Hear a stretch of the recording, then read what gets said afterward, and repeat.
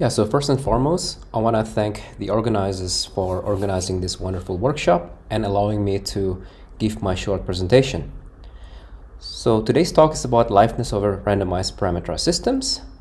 This is joint work with Andre Lengal and Rupak Majumdar and Philippe Rume. And the results have been published in CAF 2016 and TACAS 2017. So personal tribute to Ahmed Bouajjani. So I want to thank you for a great source of inspiration. Your work has inspired my PhD work, my postdoc work, and even until this very day. And I'm really lost for words on how many of your papers have influenced me. And this is just a small list of these papers. So in fact, the work that I'm going to present today is based on, or was inspired by, your paper on regular model checking. And this is one of the problems that I've been introduced to around 2009, and I had a difficulty solving it until around 2016. So this problem is for me quite personal. This is why I want to present this work here. Yeah, so the talk is about verification of parameterized systems. So what is a parameterized system? Well, it is simply an infinite family of finite systems that is generated by a distributed protocol. That is, for every number of finite processes, it gives rise to an instantiation of the distributed protocol that is a finite set system. And we want to verify the correctness. So for any given property, like safety and liveness, the property that the property holds for every number of for every instantiation of the distributed protocol. There's a lot of examples from distributed computing. One can take dining philosopher protocol, bakery protocol, etc. And this problem is being studied continuously in the literature of verification since back in the 1980s, and it is known, for example, that the problem of verifying safety is undecidable for parameterized system from the work of Apta and Kozin from 1986. I'm going to talk today about liveness. Why do we consider liveness? Well, for me it's fun, because, for example, the property that everyone will eventually die is a liveness property.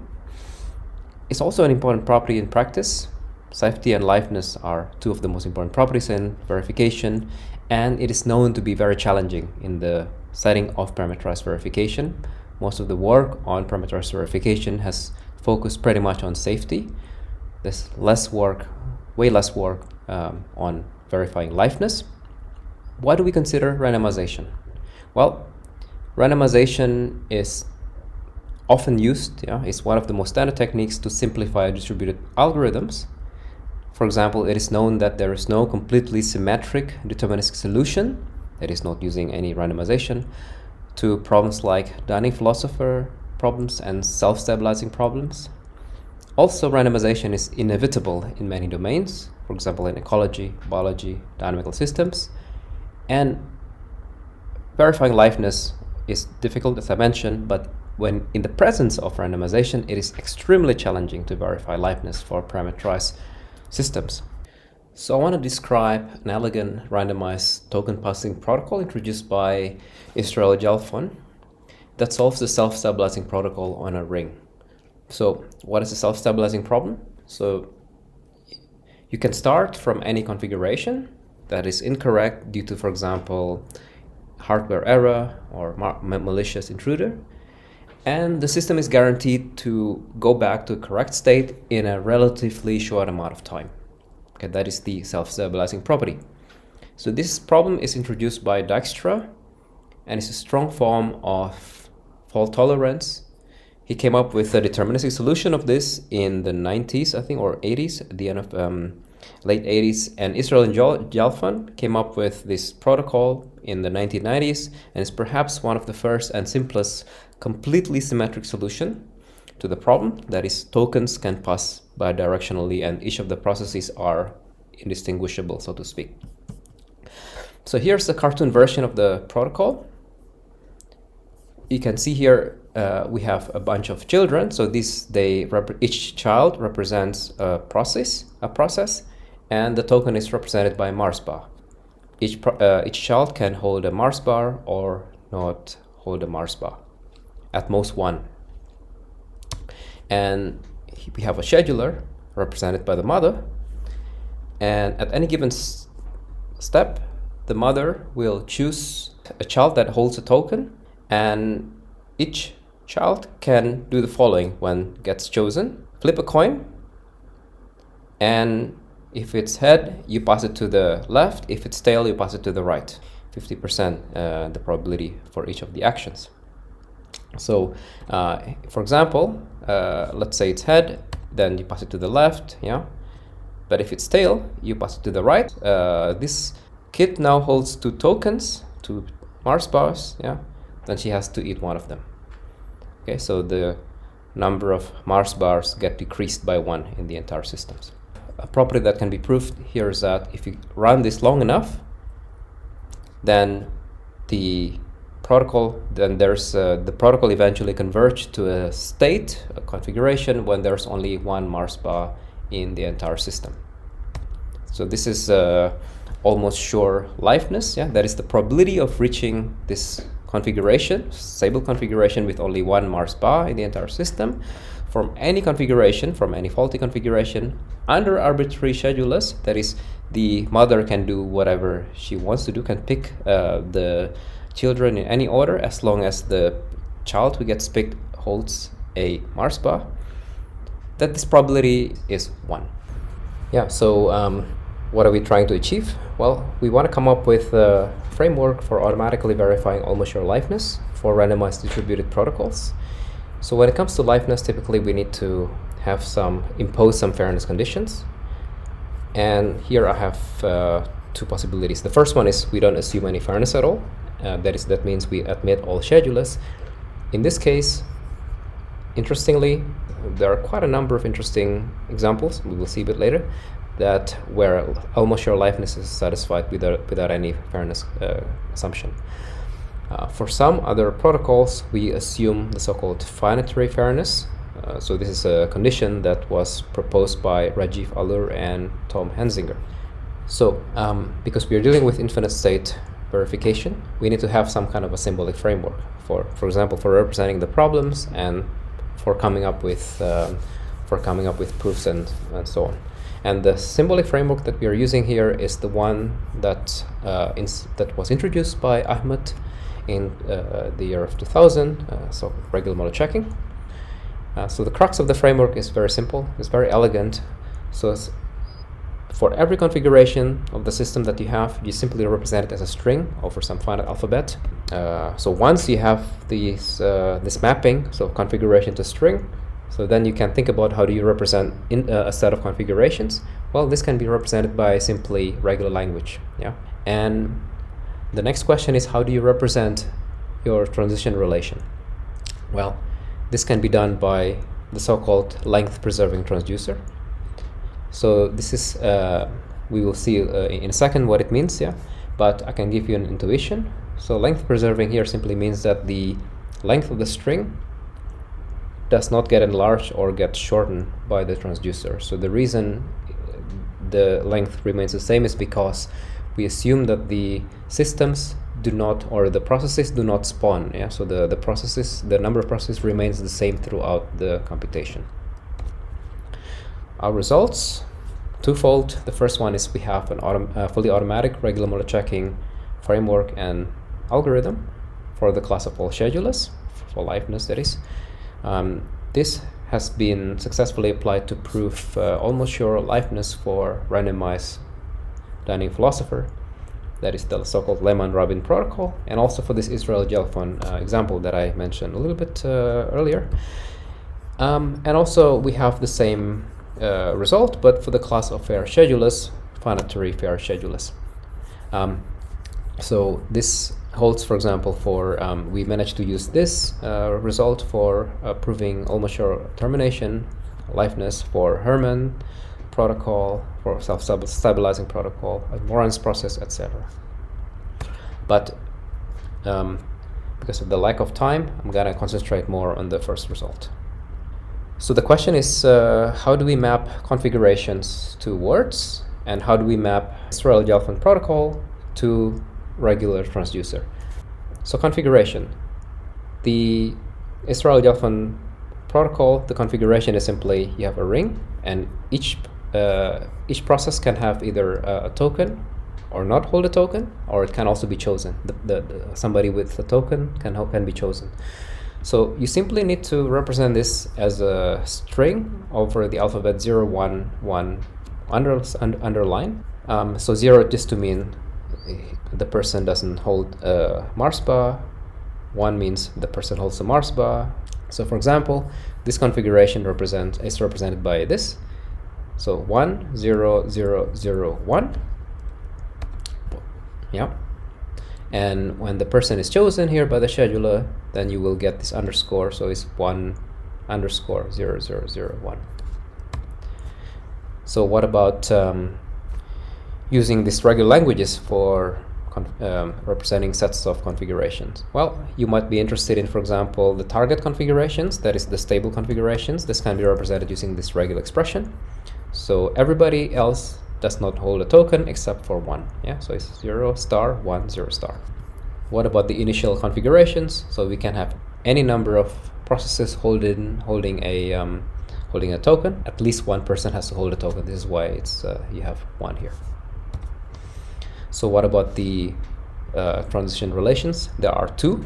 That's the non-deterministic one. That is basically that corresponds to a scheduler choosing a process. Well, this can be represented by a regular language over the following alphabet here. So 0, 1. So this is the product alphabet. 0, 1 cross 0, 1 1 bar.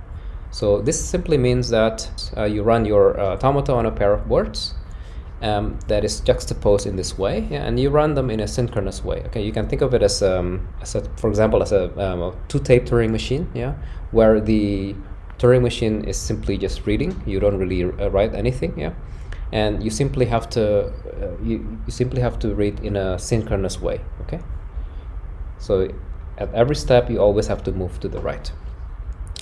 So you can do it like that. For example, this can be represented by, for example, just choosing somebody who has a token. Yeah, so you can just simply represent it using this regular expression. So it means here, so if somebody holds token 1 here, he can be, or he or she can be chosen, yeah, by the scheduler. You have to underline this.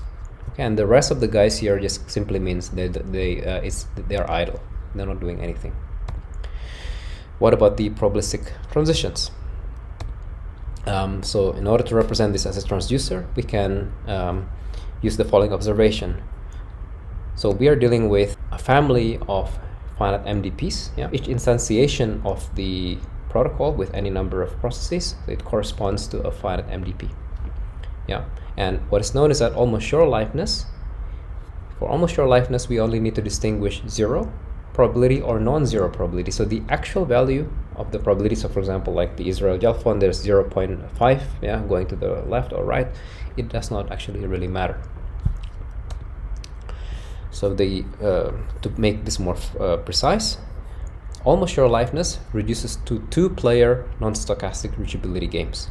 Okay, so it means that the probability is completely gone. And this reduction gives rise to infinite family of finite arenas. So for example, like you want to pass a Mars bar to somebody on the right that doesn't hold a Mars bar. What's going to happen is that, so this can be represented using this regular expression. So you are chosen, yeah, by the scheduler, and then in the next configuration that is at the bottom here. So it just simply means that this you don't hold a token anymore, and the person to the right of you hold a token now, right? You can also enumerate all the other cases. There are 10 more cases essentially that one can enumerate. The proposition, to make this even more precise, the almost sure liveness simply means that one of the players, yeah, so wins the non-stochastic reachability games from each reachable configuration, and you simply just get rid of the probability. And in order to use this to prove almost sure liveness, we need to have some kind of a rule. So essentially what it means for the process player, yeah, to win regardless of the number of processes. So this can be represented by the so-called advice bits. Yeah, so I'll tell you a little bit what it means in a second. But the main point that is important is that, so given our candidate advice bits, you can check automatically that these are actually valid advice bits. So what are advice bits? Well, it's simply a pair of an automaton and a transducer. For this to be a valid advice bit, the A here has to be an inductive invariant with respect to the system, and this less than here, this transducer has to be a well-founded relation that guides this player to win. So I can write it down in more detail, but the main point is that these conditions, if you're given A and less than, to check that it's an inductive invariant, and to check that it's a well-founded relation that guides this guy to win, this can be checked automatically by automata-based algorithm that realizes this checking theory of automatic structures. So the question is that, okay, so we in order to prove that the protocol satisfies almost sure liveness, it suffices to guess an advice to be able to find advice bits. But how do you find advice bits? One way of doing it is to use exact learning. So this is one of the basic procedures that we have, the one without optimization, but it's quite because it's conceptually quite simple to explain. So essentially, you can think of it as follows: we have a learner and a teacher, and the learner tries to find valid advice bits, and the teacher guides the learner to find the advice bits. So more precisely, the learner can ask the teacher whether our candidate advice bits are valid advice bits, and the teacher can say either yes. In this case, we are happy. In the case of when the answer is no, the teacher has to provide counterexample. So a little bit more about how the learner is making the guesses. So we essentially use set solvers to guess smallest DFAs. Smallest, basically this pair A and less than. And we use Boolean formulas essentially to constrain the candidate regular advice bits. Okay. So the teacher here uses automata-based algorithm to check if the advice bits are correct or not. And so if the advice bits are valid advice bits, it's gonna say yes. Otherwise, it's gonna return counterexample.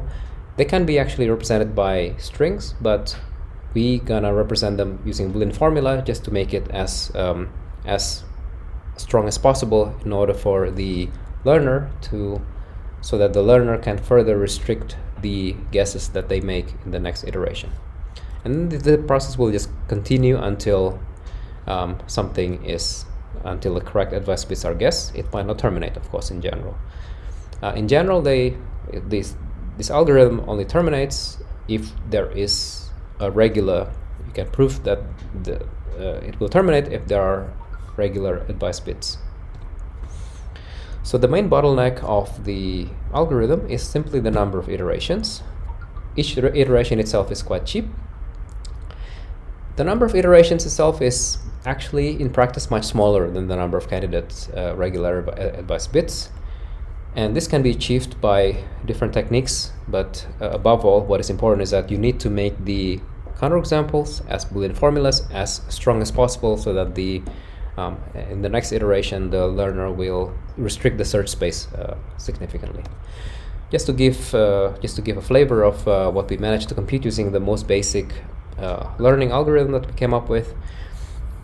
So for the Israeli-Jalfon protocol, we managed to come up with this proof, essentially, this advice bits. This is for the A and this is for the transducer. So I believe we came up with this in really quickly, with about in less than 15 seconds. So yeah, that's all for the talk. I thank you for listening and enjoy your dinner.